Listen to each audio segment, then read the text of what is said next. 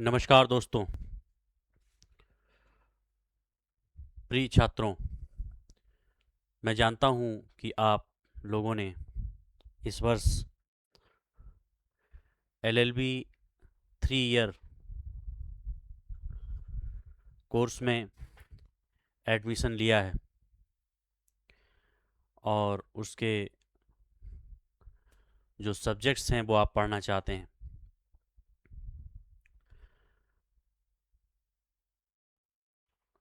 जब आप शुरुआत करेंगे तो उसमें जो पहला ही सब्जेक्ट है आपका वो पॉलिटिकल फिलॉसफी है, जिसके लिए मैं आपको बुक जो रिकमेंड करूँगा वो ये ओपी गौबा की है। ये an introduction to political theory, राजनीति सिद्धांत की रूपरेखा। ये आप ले सकते हैं वैसे, लेकिन अगर यदि आप क्लास रेगुलर अटेंड करते हैं तो आपको किताब की ज़रूरत नहीं पड़ेगी। मैं जो भी ज़रूरी होगा मैं यहाँ पर नोट्स बना दूंगा या आपको भेज दूंगा। तो अगला जो पिछली क्लास में मैंने कुछ ये पॉलिटिकल थ्योरी के बारे में बताया था, लेकिन इस बार मैं आपको एक नए सब्जेक्ट बताना चाहता हूँ। जो देखिए, पहला जो आपका सेमेस्टर है वो कानपुर यूनिवर्सिटी से पहला सेमेस्टर है राजनीति शास्त्र। ये जो पॉलिटिकल साइंस पे मैंने आपको बुक बता दी। दूसरा जो पेपर है, आपके 6 पेपर होंगे, तो उसमें सोशोलॉजी है, इकोनॉमी है, संविदा विधि है, संवैधानिक विधि है और इंग्लिश लैंग्वेज है।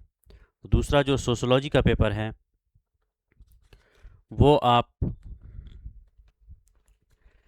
S R Myneni, sociology for law student, S R माइनेमी।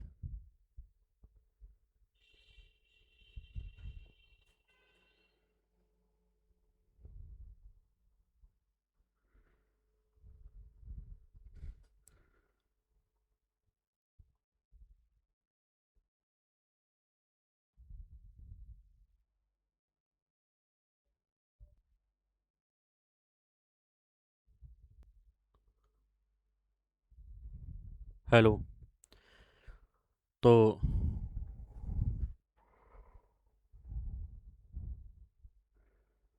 दूसरी जो बुक है वो S R Myneni, M Srinivas Rao, ये बुक है। इसी से मैं आज थोड़ी बात आपसे करूंगा समाजशास्त्र के संदर्भ में।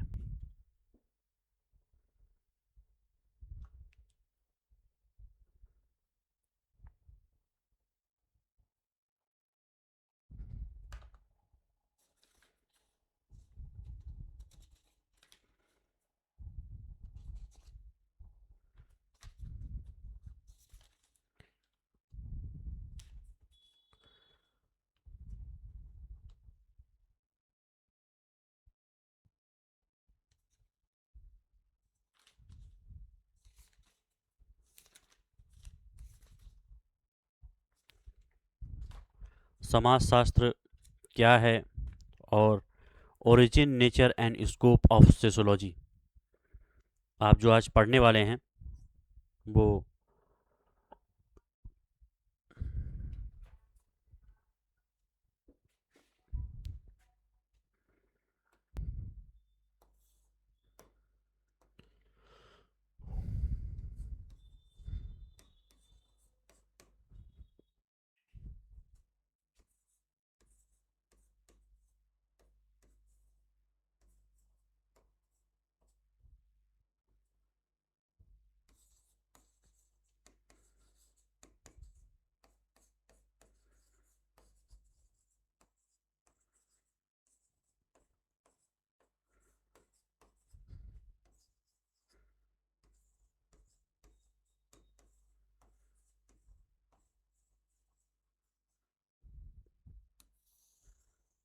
Scope of sociology, paper number 2।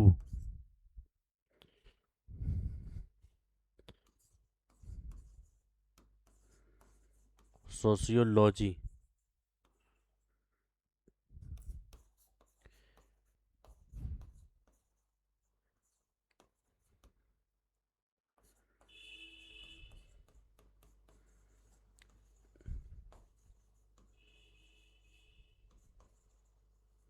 Syllabus.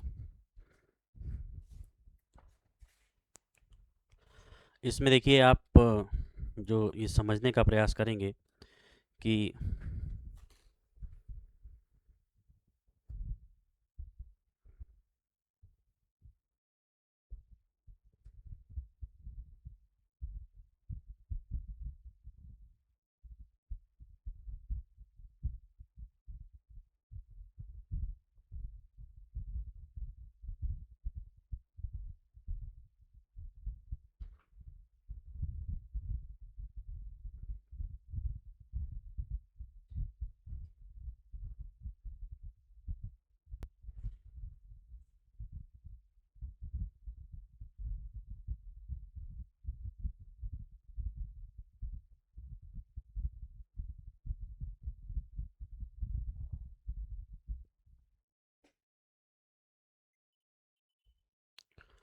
Students नमस्कार।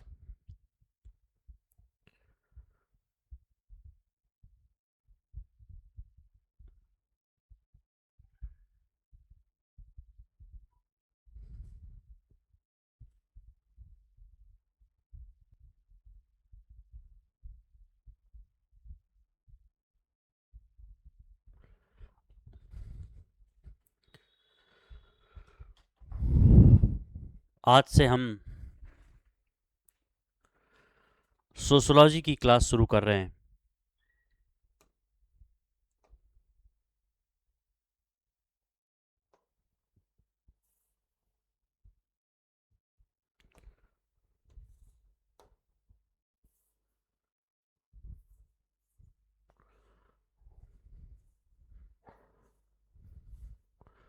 सोशियोलॉजी में शुरुआत में मैं आपको किताब वाली परिभाषा नहीं देना चाहता हूँ। मैं आपसे एक बहुत ही सामान्य सा प्रश्न पूछना चाहता हूँ कि कानून किसके लिए बनाया जाता है। आप कहेंगे कि हमारे समाज के लिए, समाज में लोग ठीक से रहें, अच्छा बर्ताव करें, तो इसलिए कानून बनाया जाता है। अब दूसरा प्रश्न आता है कि अगर समाज को समझे बिना कानून बनाया जाए तो कानून वास्तव में समाज की समस्याओं को समझ पाएगा। अगर कानून समाज को नहीं समझा और आपने कानून बनाया तो क्या वो उन समाज की समस्याओं को एड्रेस करेगा। यहीं से सोशियोलॉजी की आवश्यकता की शुरुआत होती है।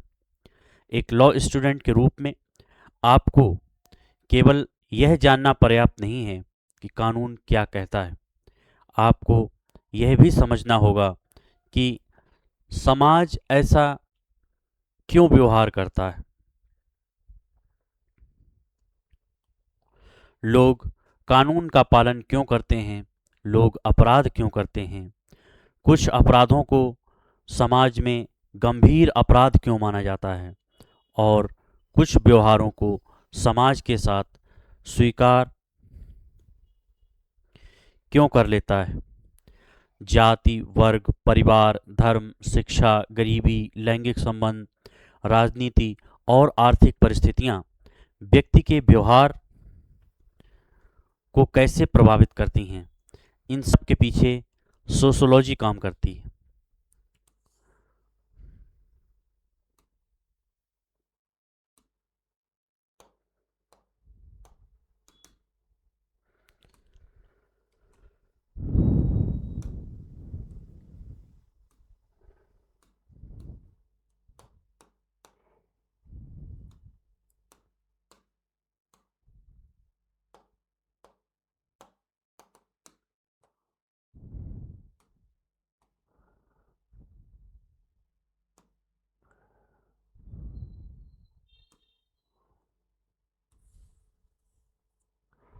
सोशियोलॉजी काम करती है।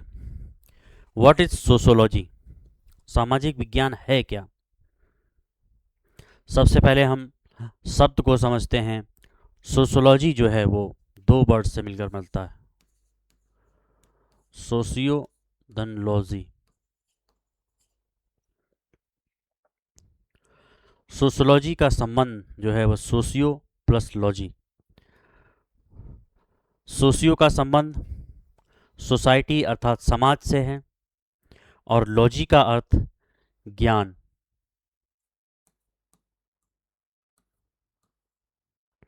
इसका मतलब है समाज,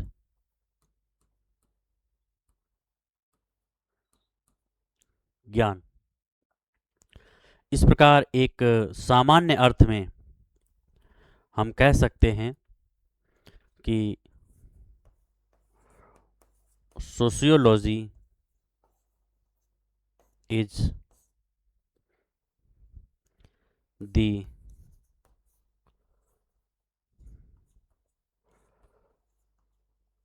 सिस्टमैटिक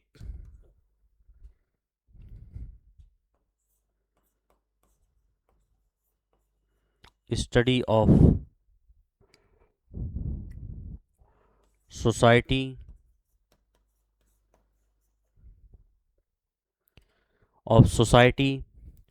social relationship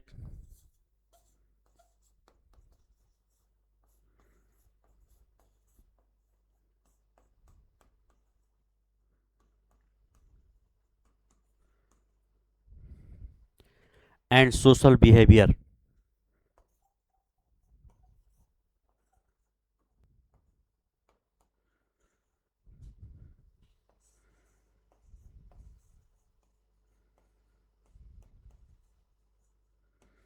बिहेवियर, इन सबको आप छोटा छोटा अपने नोट्स भी बनाते जाइए, ये सब चीज़ें आप लिखते जाइए, क्योंकि ये आपको किताब में नहीं मिलेंगी, ये मैं खुद से नोट्स बनाया हूँ तो उसके हिसाब से आपको पढ़ा रहा हूँ।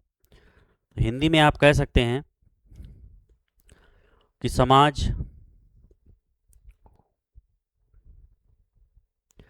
सामाजिक संबंधों, सामाजिक संस्थाओं और सामाजिक व्यवहार का व्यवस्थित अध्ययन सोशियोलॉजी कहलाता है। लेकिन ध्यान रखिए, सोशियोलॉजी केवल लोगों की भीड़ का अध्ययन नहीं है। उदाहरण के लिए, एक रेलवे स्टेशन पर 500 लोग खड़े हैं। क्या केवल उन 500 लोगों की संख्या सोशियोलॉजी है? नहीं। लेकिन यदि हम यह अध्ययन करें कि लोग किस वर्ग से आते हैं, कौन किससे बातचीत करता है, कौन किसके प्रति सम्मान दिखाता है, आर्थिक स्थिति व्यवहार को कैसे प्रभावित करती है, परिवार व्यक्ति के निर्णय को कैसे प्रभावित करता है, समाज में नियम कैसे बनते हैं, लोग सामाजिक नियमों का पालन क्यों करते हैं, तो हम सोशियोलॉजी के क्षेत्र में प्रवेश कर चुके हैं। सोशियोलॉजी की कुछ प्रमुख डेफिनेशंस हैं। इसको आप स्क्रीनशॉट कर लीजिए और इसको आप कहीं भी नोट कर सकते हैं। तो इसको मैं फिर हटा देता हूँ, फिर मैं कुछ नई डेफिनेशंस लिखूँगा, उसको भी आप स्क्रीनशॉट कर लीजिएगा। ठीक है, तो सोशियोलॉजी की कुछ प्रमुख डेफिनेशंस हैं, देखिए।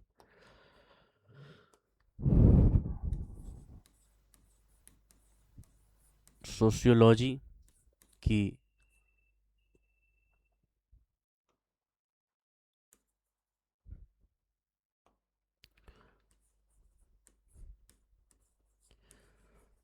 प्रमुख डेफिनेशंस हैं।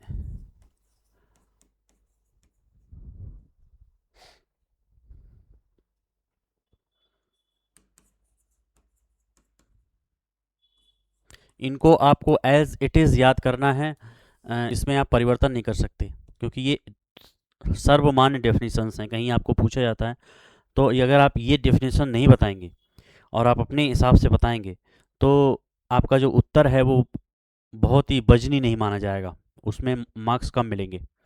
तो एक बहुत ही प्रसिद्ध सोशोलॉजिस्ट हुए हैं अगस्ते कॉम्टे।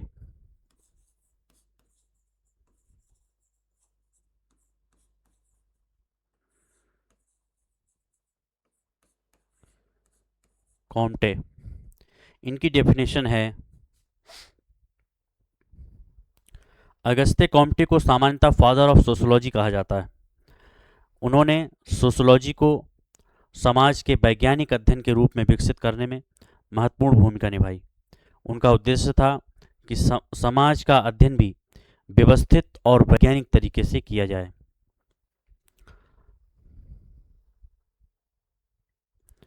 ये जो है फादर ऑफ सोशोलॉजी,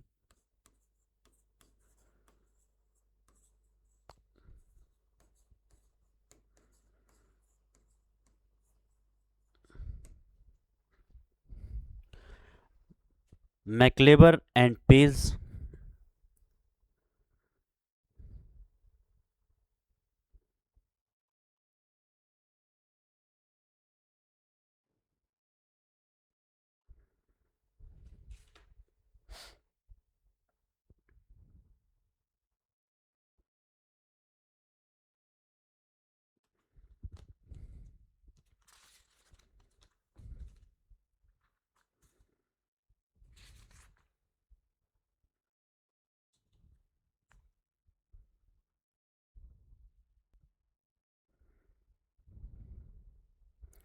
कॉम्टे की जो परिभाषा है वो ये है, sociology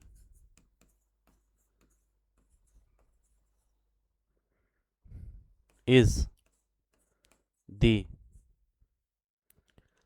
science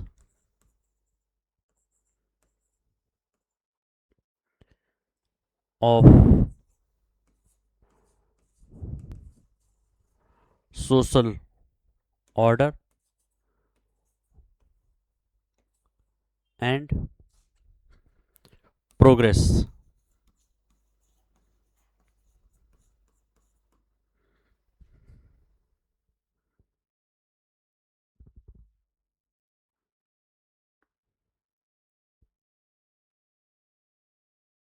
sociology is the science of social order and progress. इसके बाद जो दूसरी परिभाषा एक थोड़ी सी लॉन्ग है, उसको भी आप याद कर लीजिए कि मैक्लेवर एंड पेज। मैक्लेवर और पेज के अनुसार समाज को केवल व्यक्तियों का समूह नहीं माना जा सकता। समाज मुख्य रूप से सोशल रिलेशनशिप का नेटवर्क है। इसकी हम परिभाषा देख लेते हैं। MacIver and page,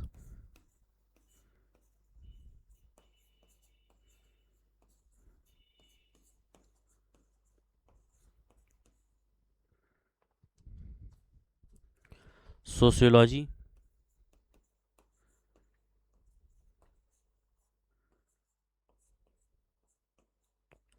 seeks to discover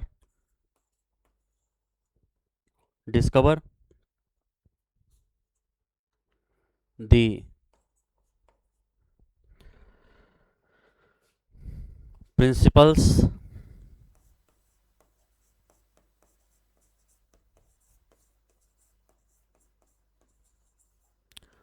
of cohesion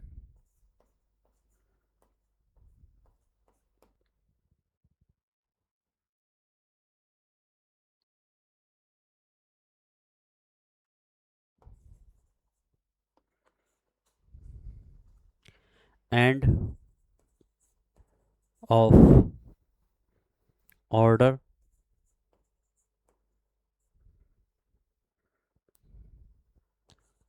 within the social structure,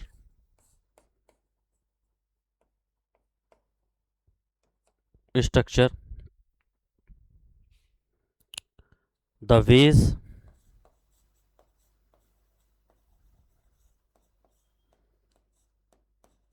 in which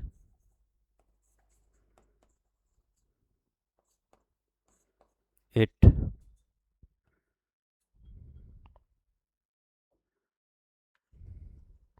roots and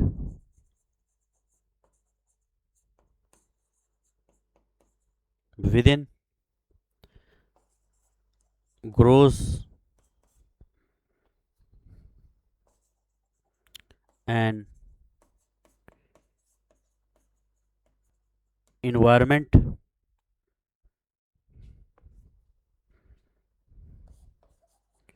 the moving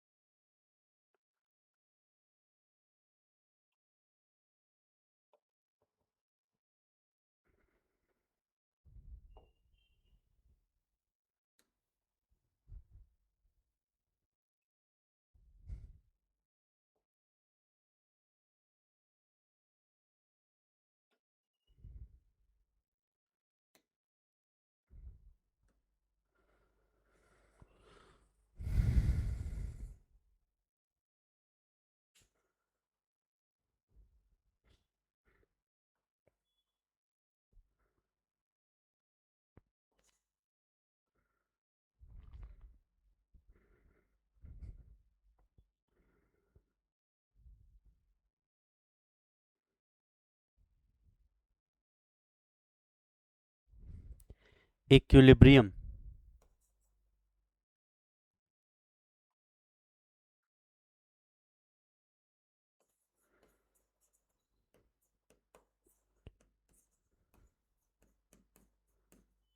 Equilibrium of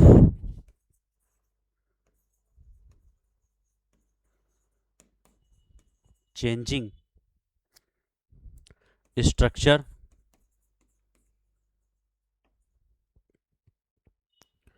and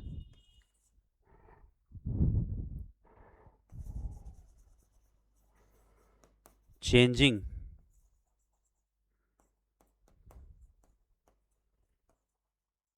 environment.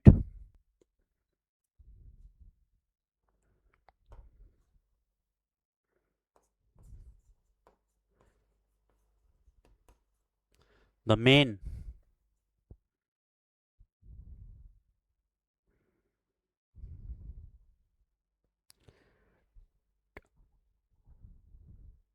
trends of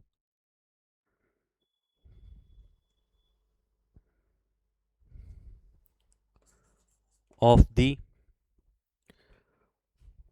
of the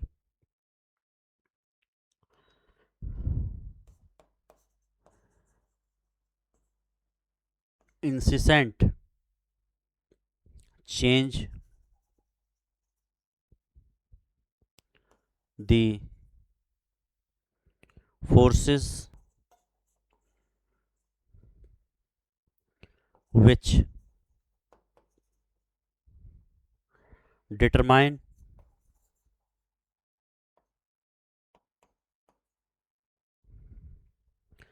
its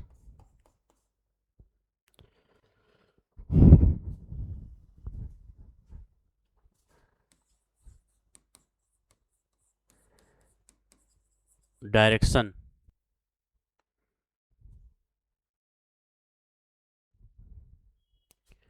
at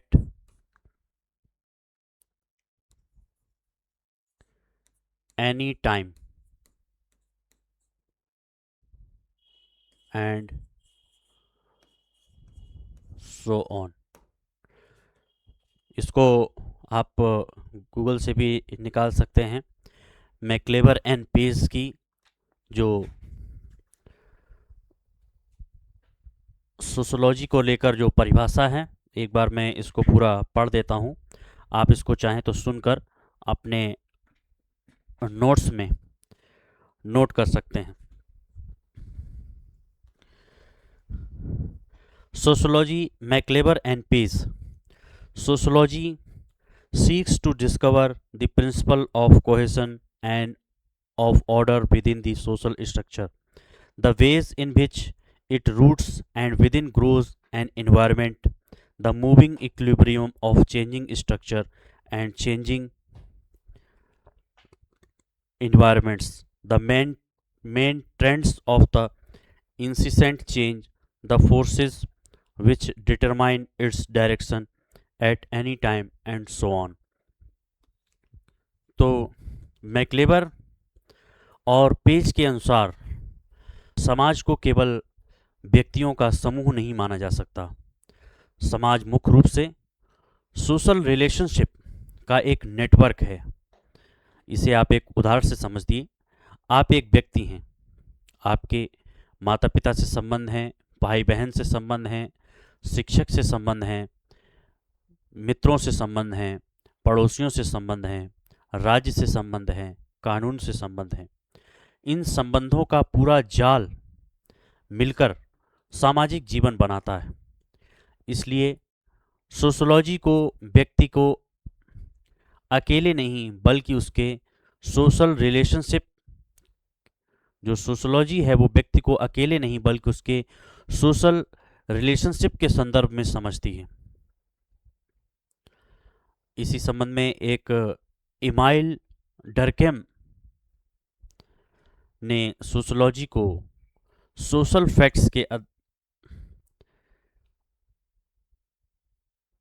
अध्ययन से जोड़ा। इमाइल डर्केम की जो डेफिनेशन है वो है, sociology is a study of collective representation.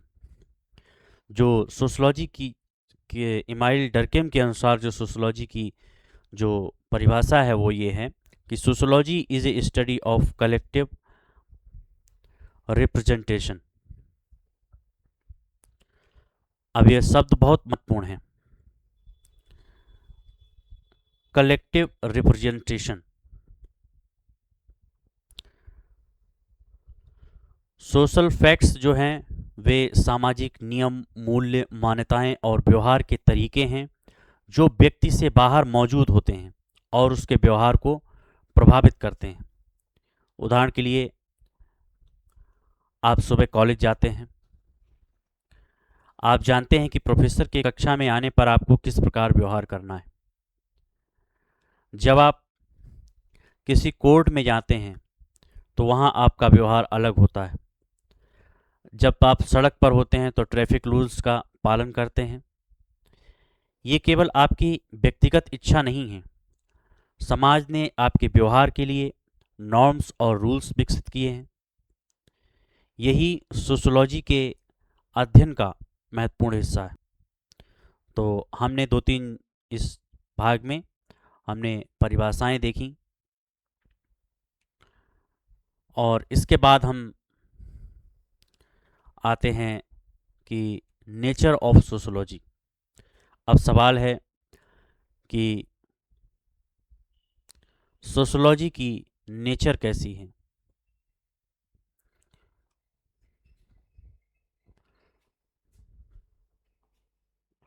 इसको आप जो मैंने बताया है उसको आप स्क्रीनशॉट कर सकते हैं, गूगल से सर्च कर सकते हैं और अपना नोट्स बना सकते हैं। बहुत ज़्यादा मैंने परिभाषाएं नहीं दी हैं क्योंकि इन सब को फिर संभालना कठिन हो जाता है, याद करना कठिन हो जाता है, तो बहुत ही छोटी सी परिभाषाओं में मैंने समझाया है। और इतना ही अगर आप याद कर लेंगे तो इतने में ही परीक्षा में अच्छे नंबर आ जाएंगे। नेचर ऑफ टॉपिक नंबर 3 है नेचर ऑफ सोशोलॉजी।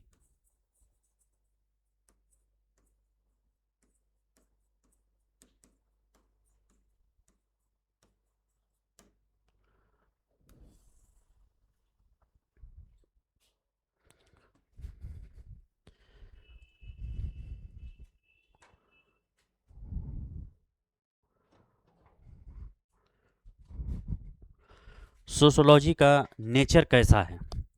क्या सोशोलॉजी साइंस है?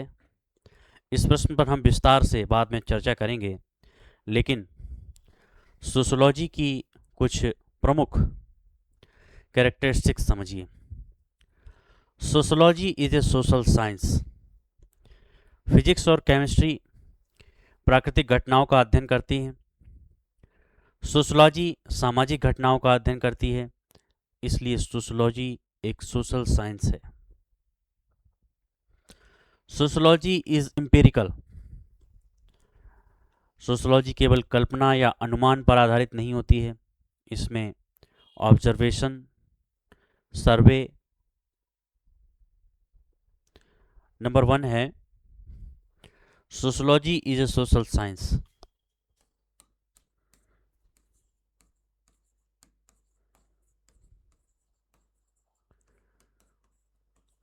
Is a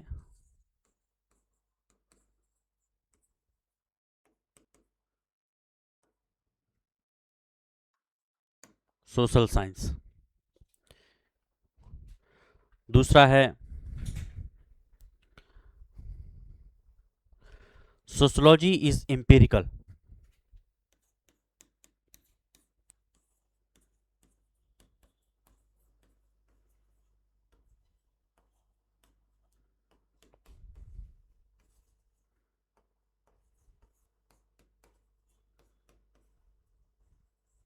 is empirical.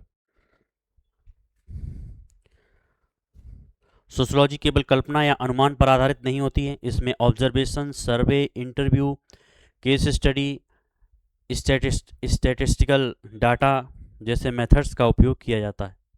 उदाहरण के लिए यदि हमें जानना है कि किसी क्षेत्र में जुवेनाइल क्राइम क्यों बढ़ रहा है, तो केवल अनुमान लगा लेना पर्याप्त नहीं होगा। हमें डाटा देखना होगा, परिवार की स्थिति देखनी होगी, शिक्षा की स्थिति देखनी होगी, आर्थिक परिस्थितियां देखनी होंगी और फिर निष्कर्ष निकालना होगा। तीसरा जो नेचर है, sociology is objective,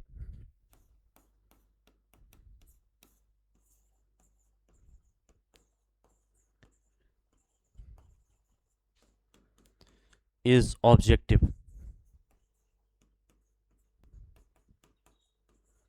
is objective. एक सोशियोलॉजिस्ट को यथासंभव निष्पक्ष होकर समाज का अध्ययन करना चाहिए। उसे यह नहीं देखना चाहिए कि मुझे यह व्यवहार पसंद है या नहीं, उसे देखना चाहिए कि यह व्यवहार समाज में क्यों मौजूद है। लॉ स्टूडेंट के लिए यह दृष्टिकोण बहुत महत्वपूर्ण है। एक एडवोकेट को भी केवल अपनी व्यक्तिगत पसंद के आधार पर किसी सामाजिक परिस्थिति का विश्लेषण नहीं करना चाहिए। चौथा नंबर जो है वो है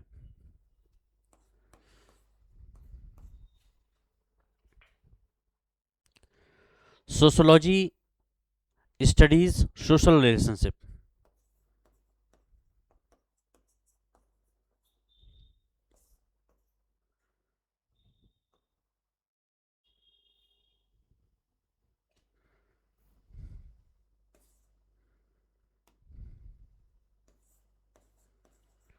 सोशियोलॉजी स्टडीज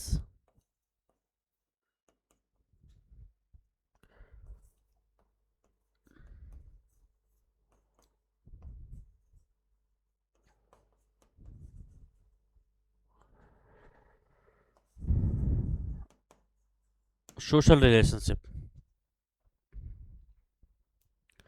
सोशोलॉजी का केंद्र केवल इंडिविजुअल नहीं है, यह देखती है कि व्यक्ति दूसरे व्यक्तियों और संस्थाओं से किस प्रकार जुड़ा हुआ है।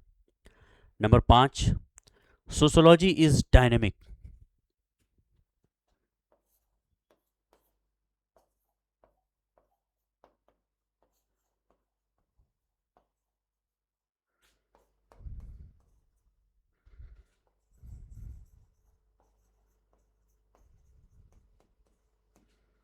Is dynamic. समाज स्थिर नहीं है, समय के साथ समाज बदलता है। एक समय पर जो सामाजिक व्यवहार सामान्य था वह आज बदल चुका हो सकता है। उदाहरण के लिए परिवार की संरचना, महिलाओं की सामाजिक भूमिका, विवाह की धारणा, शिक्षा, रोजगार और टेक्नोलॉजी के कारण सामाजिक संबंधों में लगातार परिवर्तन हुआ है। इसलिए सोशोलॉजी भी समाज के परिवर्तन का अध्ययन करती है। तो इनको आप देख सकते हैं, कभी कोई पूछा जा सकता है कहीं भी कि नेचर, सोशोलॉजी का नेचर क्या है, तो आप ये 5 पॉइंट्स में अपनी बात थोड़े थोड़े 2-2 4-4 लाइनों में आप कह सकते हैं। Sociology is a social science, sociology is a empirical, sociology is objective, sociology studies social relationship, sociology is dynamic। अब नंबर 4 पर आते हैं कि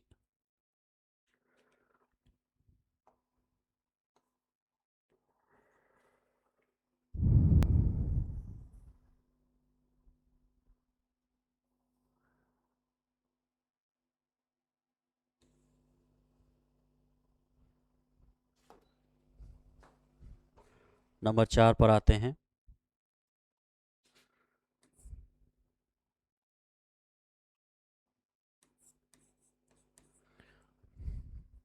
इज सोशोलॉजी ए साइंस?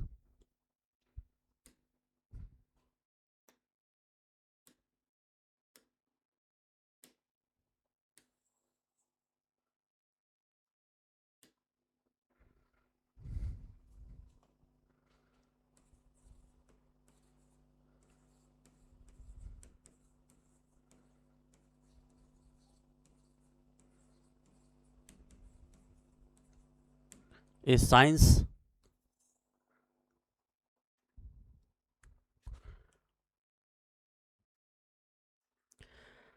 अब हम अब हम अपने आज के सबसे महत्वपूर्ण प्रश्न पर आते हैं कि क्या सोशोलॉजी को साइंस कहा जा सकता है। यहाँ पर एक बात समझिए, साइंस का अर्थ केवल लेबोरेटरी और केमिकल्स नहीं है। साइंस का एक महत्वपूर्ण अर्थ है systematic study based on observation, evidence and logical analysis. तो यहाँ पर हम देखते हैं कि systematic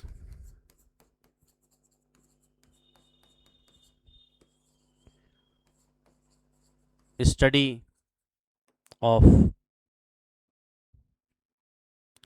based on systematic study based on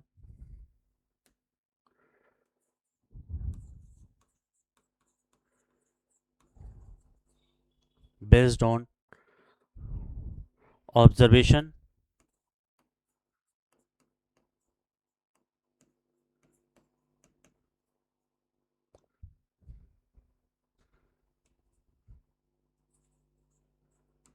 evidence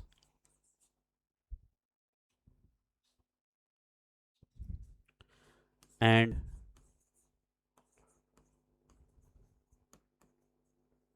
logical analysis।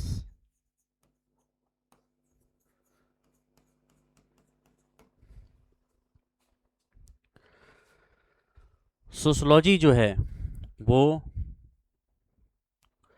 किस प्रकार साइंस है, साइंस का जो मेन परिभाषा होती है वो क्या होती है? Systematic study based on observation, evidence and logical analysis. इस अर्थ में सोशोलॉजी वैज्ञानिक मेथड्स का प्रयोग करती है। यह तथ्य एकत्र करती है, उनका ऑब्जर्वेशन करती है, वर्गीकरण करती है, तुलना करती है, कारणों को समझने का प्रयास करती है और निष्कर्ष निकालती है। इसलिए सोशोलॉजी को सोशल साइंस कहा जाता है। अब इसमें कुछ लोग ऑब्जेक्शन लगाते हैं कि सोशोलॉजी जो है वो साइंस है या नहीं है, वो भी देख लेते हैं। क्या क्या ऑब्जेक्शंस हैं ये आपने इसका आप स्क्रीनशॉट ले सकते हैं या फिर इसको नोट कर सकते हैं। और अब हम अगले टॉपिक की तरफ चल रहे हैं।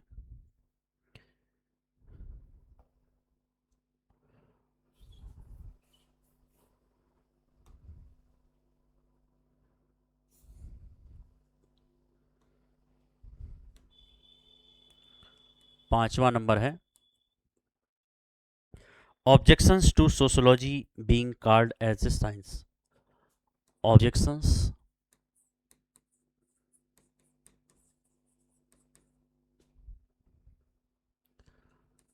2,